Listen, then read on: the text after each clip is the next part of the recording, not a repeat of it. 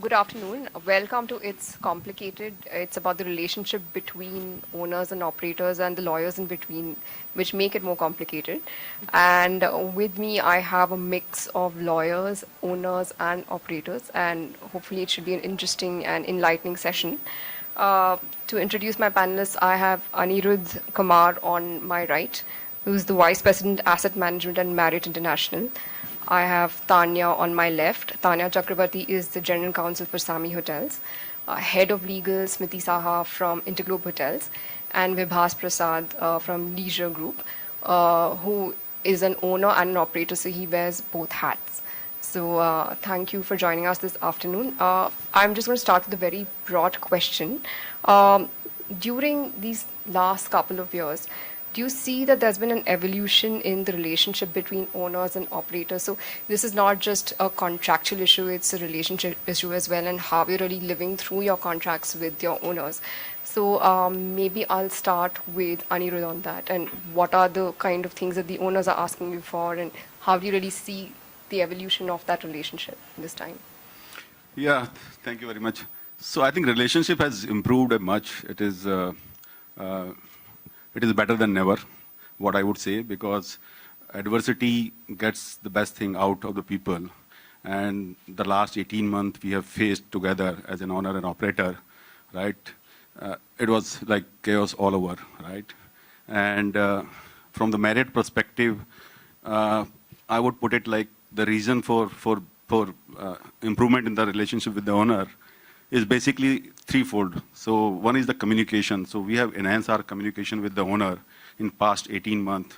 So we were doing like webinar every month. We were talking to every owner individually because we cannot go to the particular market and meet with the owner. But we will keep them appraising about what is happening all over the world, how we are coping it with the COVID, with the crisis situation, what kind of measures we are taking to basically survive. So that was one thing, and then there was a lot of transparency was there with the owners in terms of whatever we have done. We have kept the agreement aside, and on each and every bit we have involved owner, and we have taken all the decisions together, right? That really helped us to enhance the trust factor, right? The second piece was in terms of priorities of the brand. We have changed our priorities to tackle the current crisis in terms of contactless interaction with the guest, improving the technology part of it. We have changed our reservation policies. We have changed the Bonvoy program to cater take care of the point is not expiring, and guests are still getting the points on their stays. The tier is not expiring and all those stuff, right? And apart from that, on the financial side, we understood in the very beginning that cash would be the king and the preservation of cash is important. So right from the beginning, we have started like speedy collection of our account receivable. We have allowed owner to take the borrowings from FF&E reserve, that money put aside to use for the working capital. And at the same time, like for the cash preservation, we have implemented contingencies measures, resized the entire hotel facilities, right? Downsize the staffs. So all sort of that effort has been taken care of. Then we have basically go after each and every business which is available in the market, be it a quarantine business, be it food delivery business, right? So whatever way we could generate revenue to survive, we did that. And at the same time, Marriott has also like postponed some of the capital plans, some of the brand initiative, technology initiative to preserve the cash. And we have given some sort of rebate and discount on our fixed reimbursable charges as well. So in total, altogether, I would proudly say that except the lockdown period, probably all our hotels were in gross operating profit. So we confined our expenses to the extent whatever the capital was available. And I don't see like maybe except few, we have not asked owner to fund the working capital. So whatever was there, we have been able to work through that fund and survive this period so far. right? So that really help us to enhance the trust factor, and the relationship is really in good shape. That's wonderful to know. Vibhas, as an owner, do you have a different view, or do you also agree? Thank you, Aakanksha. So I thought I'd just introduce the company I represent because the other panelists don't need to. We are actually an experiential resort chain, largely based out of North India, uh, presence in Himachal and Uttarakhand. So the topic of this session is quite interesting because we own most of our assets. We co-own some of the assets. We are in bed with IHCL. We are in bed with Mahindra Holidays. We also have a thriving management vertical, which we don't own. So it's actually quite complicated. So referring to the last 18 months, as a promoter of this company, what we realized was that we need to have some length of runway, which was, of course, to preserve cash. We realized that business would be not, there was no way you could be certain when COVID would go away for. So 6 months, of course, entire H1 we lost. So we were just preserving cash in each of our properties, making sure that our partners were aware that they would need money to live another day. We negotiated with our banks, the moratorium, the ECLS schemes all helped us to tide over H1. Because we are in the leisure space, we bounced back. H2 was fantastic. We did about 70% of the previous year's business in just 6 months. And almost at the same GOP because we were able to rationalize costs. When it came to some of our partners, because our relationship with IHCL is a management contract, of course, they felt the pain. But in the case of Mahindra Holidays, because our assets with them is on a dry lease, they did invoke the force majeure. We had some negotiations, and I would say that we negotiated, but perhaps not to our liking. Sure. And Tanya, of course, you deal with a lot of operators, and and you're in a more difficult segment because it's business hotel. So, what has been your perspective on how you've been dealing with operators? And you're the one who's most aware of the contracts that you signed up. So, have you been looking into them and trying to see what the best you can do? So, what would you like to say? Thanks, Aakanksha. So, echoing, of course, what Aniruddh said, that yes, things have become, the relationship has obviously become a lot better, a lot more collaborative than it used to be. Thankfully, with SAMHI, we've had very good relationship with all our operators. It's become a lot less formal now. It's become more collaborative than it used to be even earlier. All emails don't start with greetings of the day anymore. So yes, that's where we are, and definitely envious of leisure business right now.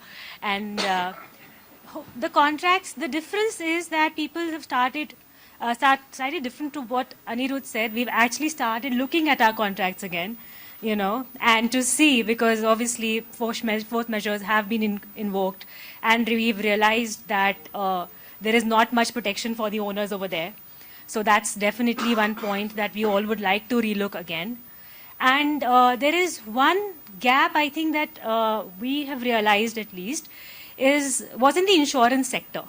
That while the term pandemic has found its way in the force majeure clauses with a lot of operators, and probably coming from other markets, maybe because of SARS or other such issues that would have affected other markets before COVID, but that did not find a way in the insurance policies, and which is why I think a lot of us have suffered more than what we should have.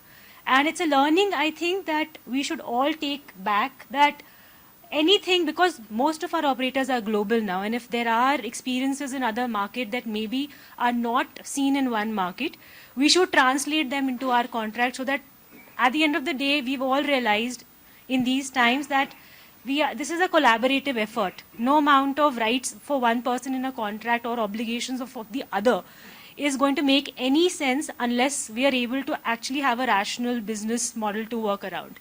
So that would be my take on, of course, way going forward. But as of now, yes, the teams have been very agile. Like you mentioned, a lot of contractual provisions have been set aside and a lot of actions have been taken to preserve business.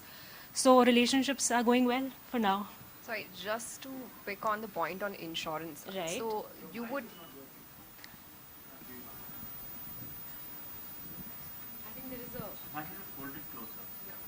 Hello, this is better. Yes. So picking up on the insurance point, I think most of the contracts require you to kind of sign up with the global insurance policies of the brands. So I wouldn't you assume that you would get the benefit of policies which would take into account, because I think I know what you're talking about. You're talking about business interruption, which requires actual damage to the premises in order to answer. So did you look at the foreign policies, or how was it working out? We didn't just limit ourselves to what was happening in India. We took foreign lawyers, we took them in their advice also, and across the globe, I think there were certain carve-outs because of which this policy was not successfully invoked, at least in the jurisdictions I'm talking about. Mostly in the first wave, second wave, unfortunately, all of us haven't had the chance again. But first wave, I think we did a lot of analysis and we were not able to get through any kind of leeway. We were not able to find any crack in there in the insurance system actually. But I think now people have come up with curated policies around this. Right. So while that is something, of course, it's a good thing going forward. But like I said, any unimaginable events and all in other markets that happen, let's take that and start building it already in our contracts Yeah, that's and our insurance contracts. Smiti, I think you're in a slightly different position considering that you're sitting in a joint venture with Accor. So I don't think whether there have been any changes, or do you really see more support now from Accor in the operations, or how exactly has it worked out for you guys? Thanks, Aakanksha. So, for us, we've now had a relationship with Accor, which has been over 15 years. There is a lot of mutual trust and transparency. Can you put your mic closer because you're having... Okay, is this better now? Yeah, okay. So, like I mentioned, we've been in a relationship with Accor for over 15 years, which has obviously meant there has been a lot of trust and transparency. And during COVID, that helped us a lot in realigning operational structures. So there was a lot of collaboration when it came to, let's say, clustering of resources, optimizing teams, checking on discretionary spends, and of course, enhancing revenues. So we are obviously not relooking at our contracts. We are definitely working off a relationship that is based on trust. And yes, I think the relationship is just going from strength to strength. Okay, that's good to know. So Tanya, how would you want to relook at these contracts? Because as against what Aniruddh said, Better rights, please. Everyone knows they're one-sided. right. So I mean, force major, of course, is something that you brought up. Yes. What is it that you think is missing, and is there anything else that largely really stuck out? the force majeure clauses are in favor of the operator, and which is where, and the payment obligations technically are still not waived off, while I know, of course, it's a revenue share. So, but still, these are the sort of clauses that we realize that in these times, while a lot of negotiations very difficult because of the very strict standard templatized regime that we are all in, but in these situations that now that we've faced, I think there will be next round of negotiation, hopefully, will not be that easy. I'm looking at Sudeep and Aniruddh. Vibhas, you mentioned specifically that that was a point of concern. So what has been your experience with the force majeure clauses? So in the truest sense, actually, this relationship with these guys is a dry lease, and this is almost 2 decades old. So when lockdown 1 happened, there were some provisions in the contract, but we really sat across the table and renegotiated terms. Because the tenure of the agreement is not as lengthy, we weren't fully satisfied with what they were offering us. But in the end, we just decided to buck the trend and went ahead with it. But of course, with the IHCL, we doubled down. We opened a second property with them during lockdown. This is not lockdown, but just after the second wave. And last week, we announced a third partnership. So the relationship is blossoming, if I may use the word. Sure, but you're also a manager. So how would you look at force majeure as a manager, right? Because you're wearing 2 hats in that sense. So, how are you are you more sympathetic to owners because of that? Yeah, so while one is empathetic to the pain, we've had opportunities to work together with some of our partners now. The oldest management contract would be about 12 years old in our history. We built a certain amount of trust with these partners. We've held their hands literally when they were building their projects. In some cases, we've helped them take their accounts to banks to raise money. We've helped them through the projects phase. So I think the kind of partners that we have with, these are ultra high net worth individuals. They've been happy with the kind of contracts that they have in place. But having said that, we have relooked at the templates going forward. I cannot specifically identify the topics that we'll be covering in the new templates, but yes, our lawyers are looking through it right now. Sure. And what about So first you? I want to understand what is the problem in force majeure clause and how it is in favor of the operator. But the right to call a force majeure is primarily yours, right? So, and that. So we shouldn't have called this. No. event as Of a course, force you are majeure. obviously justified in calling it, Okay. and does not absolve us of our obligations. So that's where it's one-sided. Okay, so let me explain you. So basically each party has certain obligation and right under the agreement, right? So your obligation is basically to provide me a peaceful possession of the property to operate the hotel, right? And my right is basically to run the business on your behalf and give you the revenue, right? At the same time, your right is basically to fund the capex. My right is to, my obligation is to basically continue to maintain the hotel as per the standard and operate it as per the international standard hotels, right? Those are the obligations, right? So we were both basically performing our obligation. Right. So I have not understood what sort of The trigger, so to say, is in your hand. That's how the clauses are worded, hyper technically. That's what I meant. But having said that, like we said that we've all worked together in this. Obligations on both sides have been sort of waived or altered to suit the business. See, but we have performed our obligation, you have performed your obligation during the COVID time, right? So, see, only what I can say, like by calling the force majeure, basically the performance test doesn't trigger. That is the only thing which is there in my favor.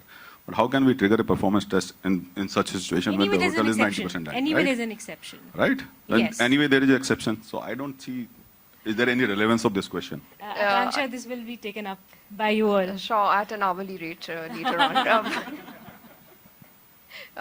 But no, the whole question really is, as Tanya said, that there is really the trigger which is only in your hand. And the second thing is that, of course, Tanya and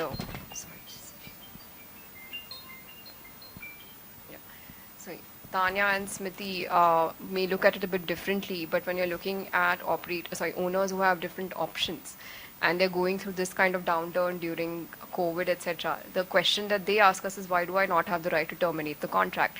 Because I don't know what the business is going to look like. I think I want to terminate it. I don't think this is a good idea for me. Why do I not have the option to terminate? This is something that a lot of owners have asked us. So that is one way of looking at it. Secondly, I've looked at the Marriott contracts, of course. I've looked at a lot of operator contracts. Some of them don't specifically mention the term epidemic. I don't want to get into too much legality, although I would love to. But, then the question comes in as to whether you can trigger a force majeure for a pandemic where it's not specifically written into the contract. So, I mean, this may not be, again, very relevant for Marriott because I know that's covered over there. So it's just around that. The third thing is, if you look at other contracts, you have a more sort of, how should I put it, precise way in defining it, defining the rights and obligations of the parties, when do you really get back into action, how do you do that? So all of those things are not something that have been prescribed. Of course, they do happen with, discussions and collaborations because of the way your relationships function. But if I look at it from a pure legal, contractual perspective, I would feel that, there isn't enough protection for the owner. See, so these are the long-term contract, right? So the force majeures may happen, and this is something which was unprecedented and it has gone for so long. But it is not that long in the length that you decide immediately you shut down the hotel and build some hospital or the residential building over it, right? So each party need to give a thought, right? We got into a long... As an institutional setup, which is in the business of only running hotels, that is an option that is not in our radar anyway. Right, but maybe relevant from other ownership point of view. Right, so something may... that's completely different. You are asking about termination, right? You are not asking... No, that is a typical fallout of a force majeure provision in other contracts also, other service contracts and all that we have. And So- to kind of put a spin on this as well, you may think that, X brand may not work, or this kind of hotel may not work. So I may still want to run a hotel, but I may want maybe a lower brand or a different kind of setup, right? So yes, the termination right can be for changing the business itself. Or it could just be the fact that, it's a different kind of hotel product. So that could also be a reason for seeking a termination on that ground.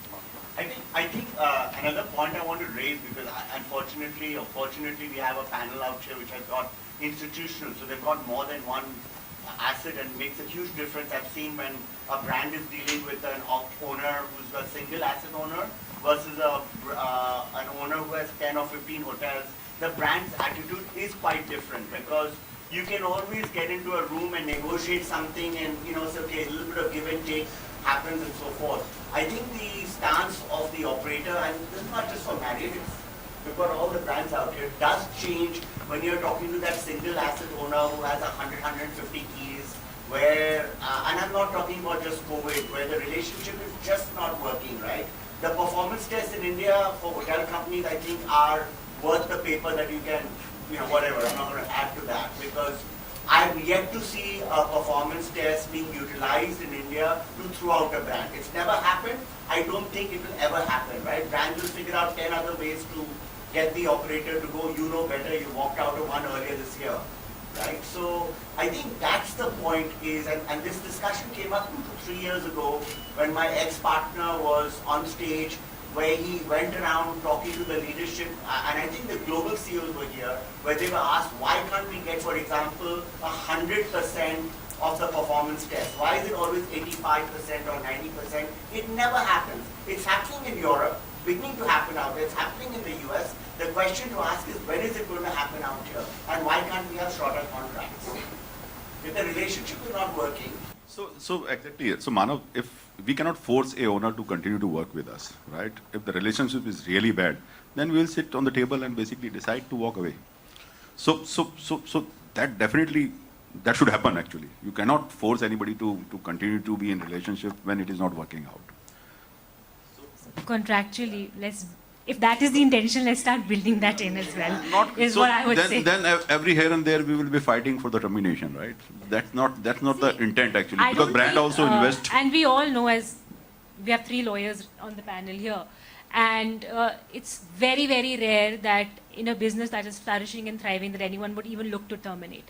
It's only when the relationship is sour beyond a point is when you take that recourse to go back to the contract, and which is where I think the concept of having more fair terms needs to be sort of. See, in last 25, 30 years, I have been in the industry, I have seen only one termination, right? So a rare event which will happen, you cannot incorporate those right into the contract, right? If the situation arises, That party will is sit together and why we So have- fight. the question is, why is it a rare event? Is it because that things are going The so perform- well, because or of the- whether because of the performance actually. your contract doesn't allow you to do it and you don't want to be in breach? Poll out, so you might have there's Can I just take that mic? Sorry, thanks. I'll make it even more binary. I'll make it even more binary. Forget poor relationships. Why not termination at will? And I will conclude that with saying that essentially a contract, when we take all the fluff out of it, is a net present value of future cash flows to any operator. You're getting into an owner-operator relationship with a clear understanding that you want to earn a certain amount of income over a certain number of years. It's easy math to see what the net present value of that number can be. Why can't we build in singular terms which state that this is what the NPV is envisioned, and if I want to exit, I should be able to terminate at will as an owner, as long as I pay you or compensate you for the NPV of those future cash flows. So we are not in the business of terminating and getting the compensation. No, but you're in the business of making money, as is everybody else. We are in the business of operating the hotel and satisfying our guests, right? We own guests actually. See, that's where I'll respectfully disagree. Yeah, that's the difference. You're busy planting. Yeah, I think you need some The reason is, I think you guys are all picking one aspect of the contract, right? And I'm glad you brought up NPV. The biggest thing about NPV is expected cash flow. how many times are those expected cash flows also contractually, which is contracted in the contract, honored? So you can't say you honor your side of the equation, but I may. You can build it. You could build that in, Hold Sudeep. on. It's all built in already. And I'm specifically, let's get specific. How many, and listen, we have owners here, we've got operators here. How many owners pay all their bills on time? How many operators collect all their money on time?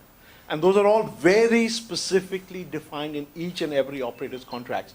Now, so if suddenly you have to write off or you have to spend a lot of money with a collection agency or become a collection agent, right? The reason why you get termination at will in Singapore or in Sydney or in Europe, because if you don't pay the money, I'm sorry, there are consequences for you as an owner. There are consequences where the operator will enforce the rights that you've not paid, right? Try and do that in India and see what happens. If I may, just quick rebuttal, and I know you guys have other things to discuss, so I won't take too much. I'm going with that underlying assumption, Sudeep. I'm saying that let's assume it's an honorable owner and an honorable operator working under honorable terms and paying their bills. So, Why not have termination at will? I'll just stop right there. That's why you see what we heard in the first 10 minutes. Here was, oh no, everything is great, it's hunky-dory, we are the best of pals, everything is fine. Now change the panelists to people where there are issues, and you'll have a very different panel, right? And the contracts are really made for those situations, not for situations when you can sit across the table and sort it out. Now let's change the situation to, let's say, take InterGlobe or take any one of the operators, and the operator says, okay, force majeure, you've not invoked it. I'm creating a hypothetical but semi-realistic situation. Your obligation is to run the property. And by the way, I'm not going to give you working capital because I don't have the money, but you better run the property. How am I supposed to make payroll as an operator? That's in bad spirit. You're right, that's in bad spirit. So, that's when I pull out the contract and I said, hey, sorry, I cannot do this because you're not fulfilling your obligations. Have I pulled up the contract with owners who have said, let's work it out? No. But I have had to pull out contracts with owners who says, sorry, please run the property. I don't care how you're going to make payroll. I don't care how you're going to pay your vendors. I don't care whether there's insurance or not. I don't care whether my fire panels were, you're supposed to run the property. I've got such cash flow issues, right? And by the way, I'll say, okay, how am I getting paid? I'll come back to you. But Sanjay Sharma did turn off the tap for high agency in Delhi and go. And why was he able to do that? Because it's in his contract. So then he should do that. That's exact. So I'm saying, I'm not saying that one party is to be blamed. It's both sides, right? It's both sides. I think having a lawyer in the realistic. family. We cannot legally, and I can say this because my wife's a lawyer too, so I get beaten up at home for it. But you cannot outline and define contractually every possible situation. You just can't, right? You can define force majeure the way you want to define it, but tomorrow there could be something new which will fall in there which you wouldn't have seen it. Otherwise, you're going to have a contract worth 500 pages, right? Now, the marginal utility of doing that is absolutely zilch, right? Yeah. So if the contracts were honored from both sides, we would not have that problem. You will get termination at will also. You won't have all these issues about, do I pay this, do I not pay this, do I have to do this, do I not have to do this? But today they're not. And I'm saying that there's a corollary to that. Also, if the contracts were enforced. It's both. Now, the problem in India relative to the foreign countries when you're comparing, enforcement of contracts overseas is a matter of a nanosecond. Enforcement of contracts in India is up to God. Forget about it. Even if you manage to enforce it, then trying to It's up to enforce God. the decree, then As also. I said, it's in the next generation. Yeah. Sorry, Aakanksha, I have an additional point to that. I think we're talking about the contract being enforced, and you're talking about a termination at will. I think you take a few steps back from when that hotel starts getting built. And if that technical services agreement, or call it what you may, and that product is actually built to the relevant, whatever agreed upon brand, at the end of the day, the investor, the owner is also deciding, I'm buying this. You're buying a commodity in that sense. I think it's a lot more than that. Have those timelines been met? Has that product been delivered? Has the working capital? Have we complied with X, Y, Z, both sides?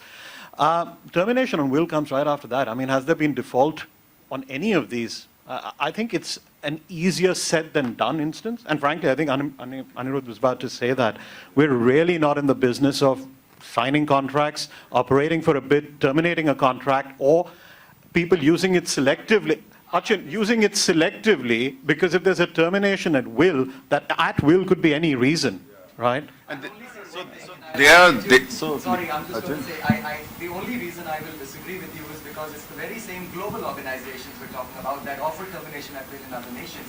I see what you're saying, I'm not disagreeing, but you're not, I agree with you, you're in the business of operating hotels, but you're in the business of generating cash flows, as is every business on the planet. Sure. And if Accor can have termination at will, or IHG, or Marriott, or Hyatt in other nations, then you're in the business of cash flows. And you generate cash flows by operating hotels, but you're in the business of cash flows. Fair enough, Achin, but the point is, have any other place, I think we're going to hijack this. And Achin, lot of efforts goes. Do you want to say something? Please open mic.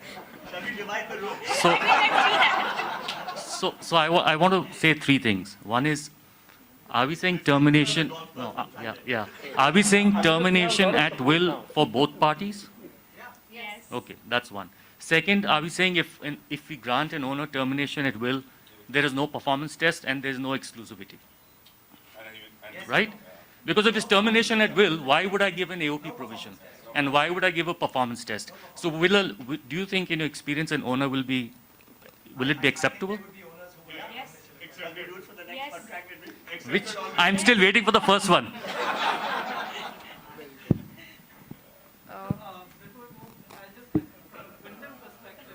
We have termination at will with a defined amount, which is a certain. I'm aware, and that's why I didn't ask. We have it. So it's not that all agreements are not. Maybe we are doing franchise and most people are doing management contract. That may be a different thing. But we have defined liquidated damage. That's what we call. But listen, easier said than done. No owner will agree to a contract without AOP. You'll be surprised. No, No. I don't buy it. See, No, let me tell you. If you're saying that there is termination by will, right, all those points are already covered there. By paying the NPA. Forget NPV. Look, try and understand. Okay, and I'll try and start from what you said.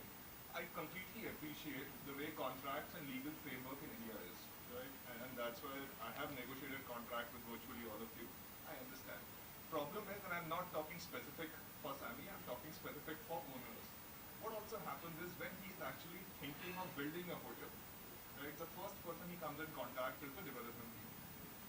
The nature of the animal is sales at that point of time, and a vision of the hotel is sold to the guy. Right? Basis that he plans his finances.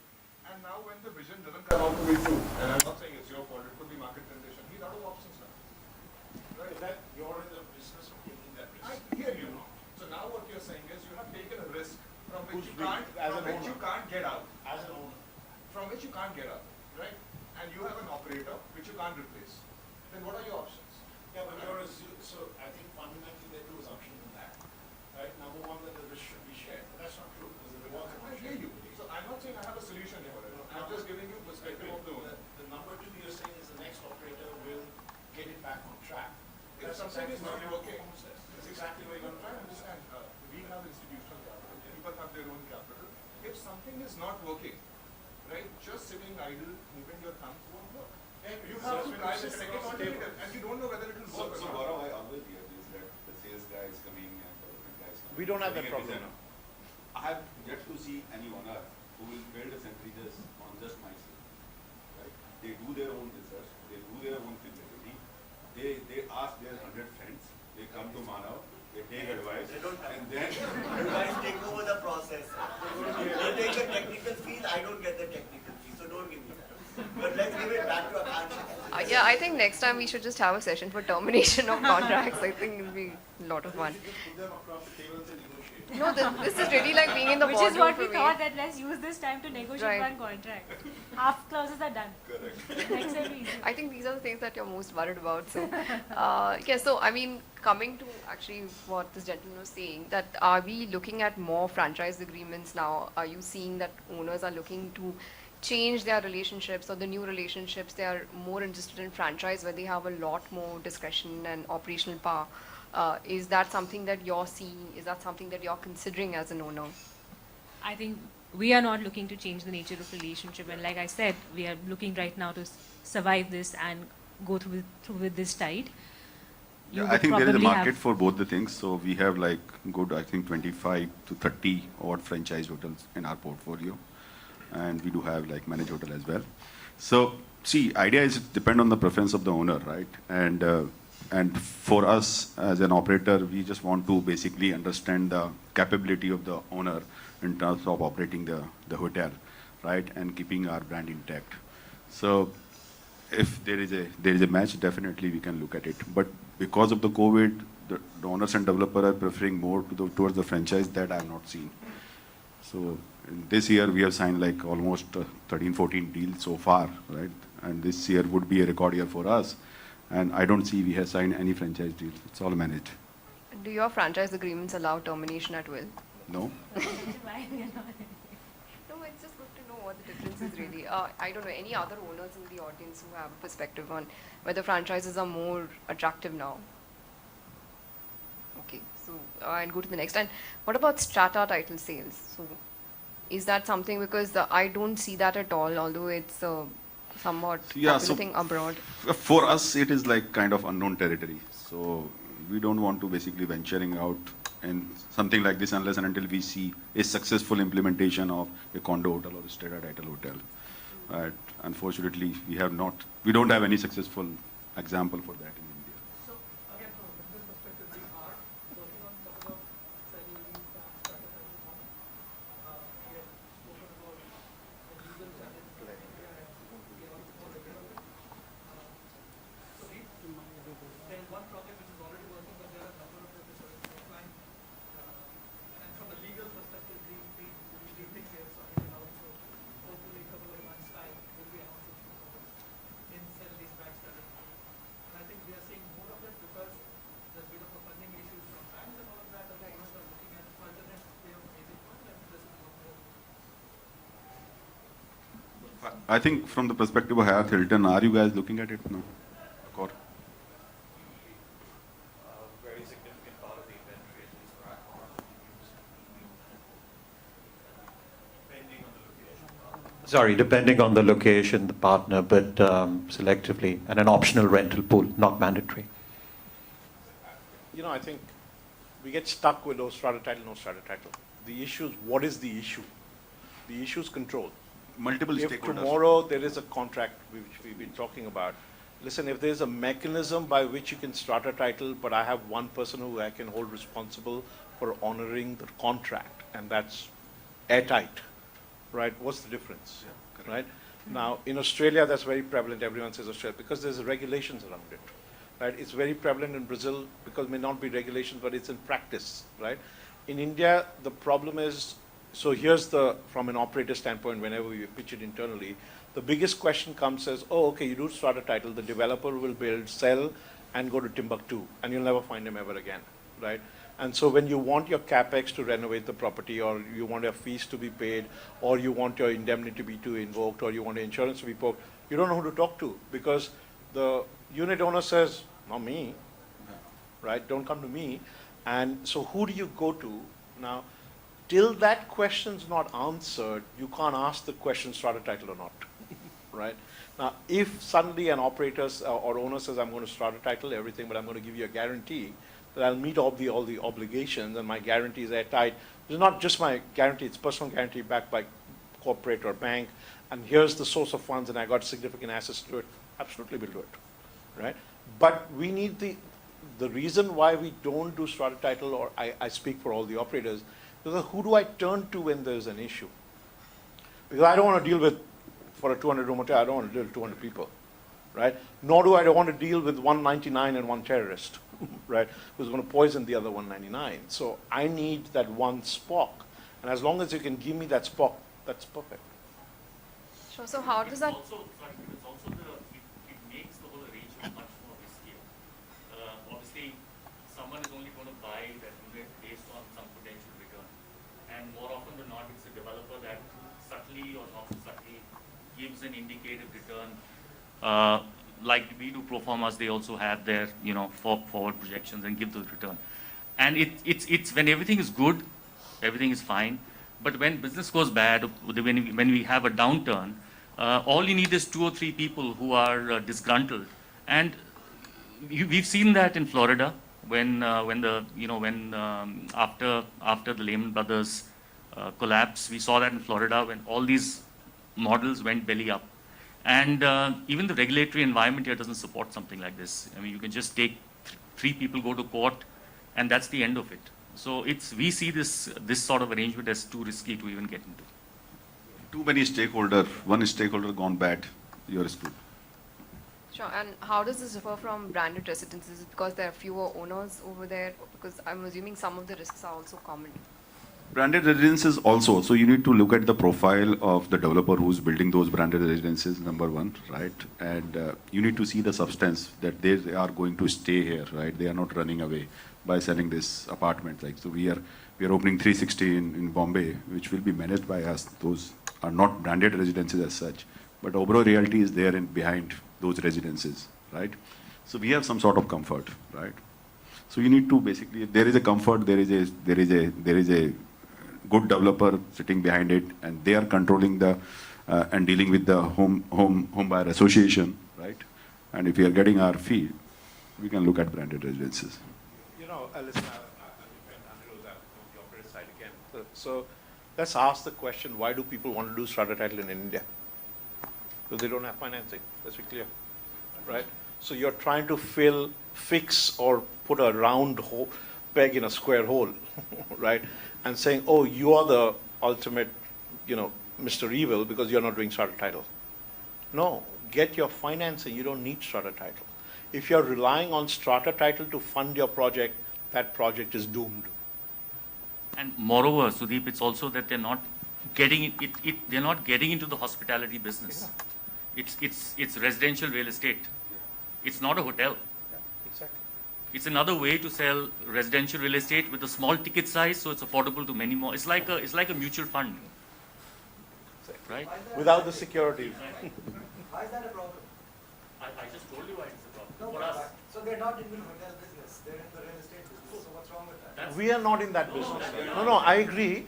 So there's no problem. I'm saying, but we are not the right people to solve that for you. Yeah. No, so they're in the real estate business. You're in the hotel operations business. Yeah. Why can't there be management? Because that's not our model.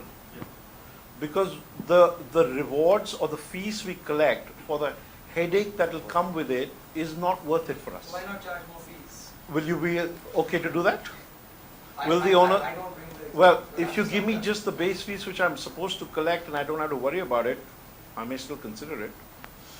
Okay. So Right. in our model, we are also charging for the Sales. royalty on the book value of the unit. Yeah, all. I'll still go back to the fundamental question, is it financially fungible? And if the answer is it's not, don't try and band-aid it by different means to make it happen. Okay, moving on to the next question, getting back to the difficulties during this time. I just wanted to understand how difficult was it to scale down the operations? What kind of measures did you take, which were in accordance with the contract, may not have been in accordance with the contract? So what are your views? So Tanya, if you could just... I think most of it was outside of contract and most obviously done between the business teams. And people have been very sensitive in taking whatever steps have been taken, and right from the employees to vendors, everybody has been made aware of the situation, and they have been patient and obviously stood by us through these times. And as we've not been as lucky as you, so as I think businesses start picking up, there is also a plan to start putting things back together piece by piece. So the strategy has been to be transparent. The strategy has been to keep people in confidence and motivated in whatever way we could. That's up to you. I think in addition to what Tanya was saying, there's been, especially over the last 18 months, there's also been this changing and dynamic regulatory environment, which allows you to do certain things and doesn't allow you to do certain other things. health and safety of employees and guests also becomes very important. So it seems very repetitive, but yes, it's basically sitting across the table and figuring out what's the best to maintain the assets, to cut down costs, and do the best for whatever is the best option for everybody. So I just take this example of one of our properties with IHCL. When we were seeing the business bounce back in H2 of last year, we had a review meeting with the team, and they kept insisting on not bringing back staff. They kept insisting on just deferring things because they were watching what was happening in the West.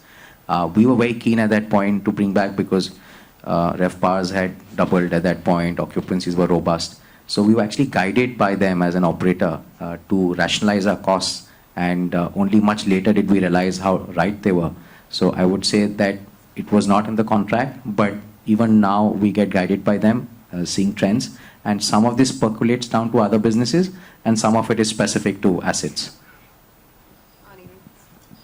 Yeah, pretty much same. So actually, like, we have rationalized the entire operation. So let's say, like, you are working with only one F&B outlet, right?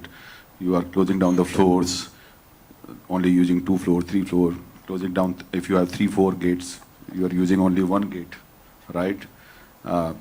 You are efficiently using your plant and machinery, right? Reducing the manpower, reducing the power cost, reducing the all other associated consumable cost.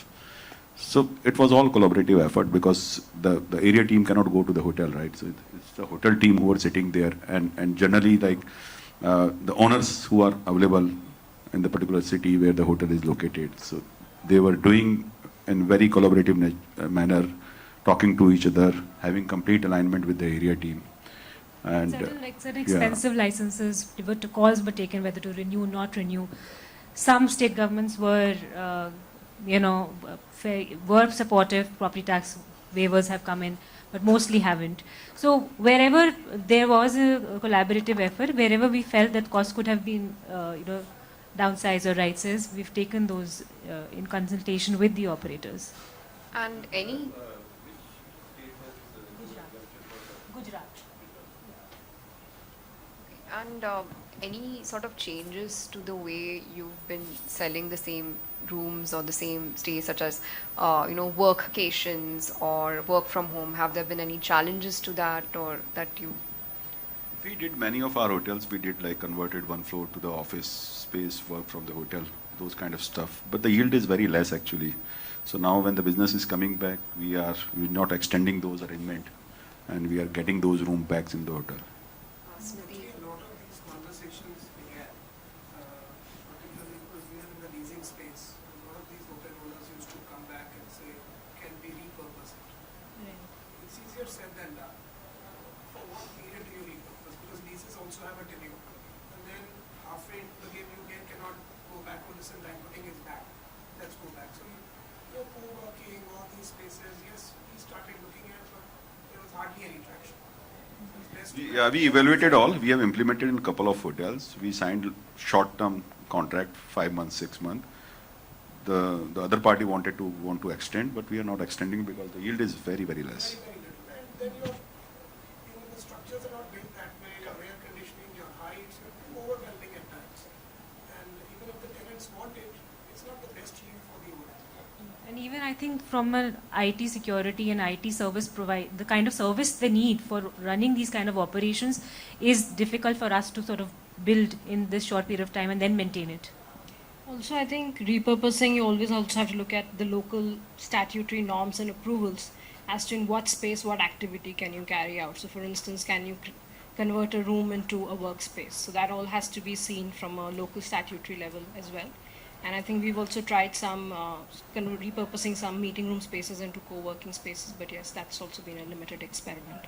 Yeah, I think with some of our clients as well, they did evaluate it, but thought that, their licenses, their construction licenses, or the, land user that they got the property from would not have permitted it. So, it differs from state to state, sometimes city to city, because you have the municipalities that also provide for these rules. But I still saw a lot of people actually bringing that in. So I think that wouldn't have been something that you would have looked at much.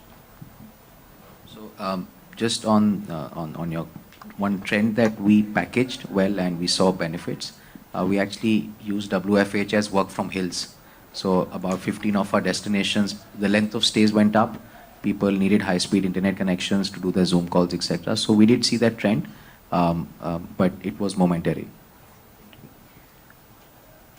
I think also it was a phase when people were very scared because they were so, this whole pandemic was so new that nobody knew what to do. So it was a very short-sighted so-called team of setting owners or otherwise they have changed the space, what they wanted to.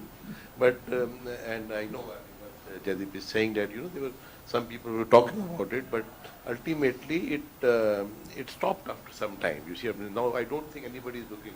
What Vibhas is mentioning is totally different. People want to go, leisure destinations and work from there and have whichever way their room is, that is there. But that trend of converting the space specific to that purpose on a long-term basis is though, and also the friend said that the margins and the revenues from there is very low, but the expectation of the services remains the same, So I think it is not there anymore. Yeah. Okay, and another question again around this is that a lot of our clients saw notices coming in from state governments asking for quarantine facilities, asking for just stays for doctors or staff, basically at much lower rates, etc. So how was that really? How did you have to repurpose or make certain provisions for that, Tanya?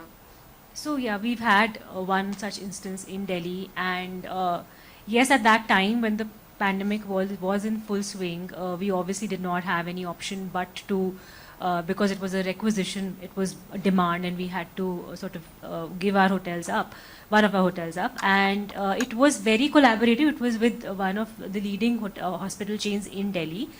So while the process of implementing it was not that difficult, we had a lot of support from the hospital staff who had come in and equipped our hotels. The payments are very slow from the government. The release of funds is very slow. So while we have, being good citizens and trying to support the system, we did whatever we thought we could in our, and of course also keeping in mind the safety of our employees, we could only do as much because obviously not being trained. We had given very clear our limitations that we will not interact beyond a point, and our delivery services or our service is only going to be outside doors. So we did whatever protections that we could build for our staff and our officials. We did that, and the hospitals were very supportive. But of course, the government has taken its own sweet time in the payments have just started coming in, and we hope to recover for all of our services, but yet to. Smiti, any of your hotels? So we didn't have a requisition, but we did host quarantine and health workers across various properties in our portfolio. And of course, we were also providing spaces to the repatriation guests which were coming in through the Vande Bharat mission and all of that. So, but yes, the rates were reduced, but we did not have this issue of, government interference so much. So we had requisitions for two of our hotels in Uttarakhand, in Kashipur and Rishikesh. They were offered as quarantine hotels in the first phase of COVID. We were being paid directly by those guests. We had to make no arrangements specifically, so it was actually a good source of revenue during that period. So I'm not aware about any requisition if it's been come to our hotel, but quarantine business we have done. It was good business to get the money in the time when you need it. I know.